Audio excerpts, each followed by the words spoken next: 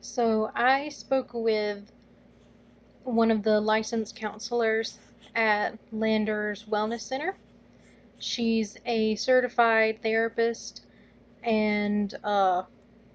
she recently got certified for a new type of therapy called TRE, something along the lines of trauma responsive exercises, which uh, basically helps your body process through the physical stress of trauma. And so when I spoke with her, we talked a lot about there are a lot of informative kind of self-help books that are really popular and common for people in her profession to read and to suggest to their clients. One of those I'm reading right now, and she actually gave me another one when we spoke, and I'm really excited to read it. She trusted me with her books, which she doesn't do for a lot of people. But so for her, she goes through a lot of professional development to learn new types of therapy, to become certified in different types of things, which requires a lot of academic reading on the processes behind it all, as well as uh, how it works, how to do it, and for what situations is it appropriate. Uh, she also has to keep up with um, modern research and changes to the diagnostic manuals, uh, as well as uh, what's going on in her professional organizations and to keep up her licensure. So not only does she read a lot of these kinds of books as well as her academic journals, she reads a lot of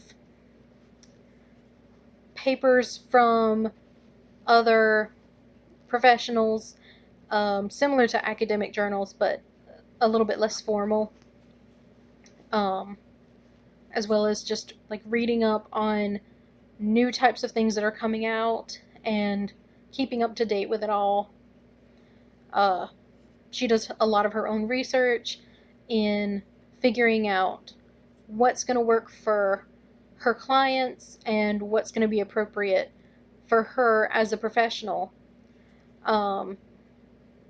so that's what led her to the TRE therapy, is looking at all the research behind it, seeing what it was purposeful for, what it did the best for, and uh, she had to do a lot of research on the back end to figure out if this was going to be useful for her and what would be required to become licensed in it, what would be required to keep up that licensure, and what the process is to use this therapy in an effective way. So, to summarize, for most counselors, I would think, um, they need to keep up with academic journals, changes to uh, diagnostic manuals, and other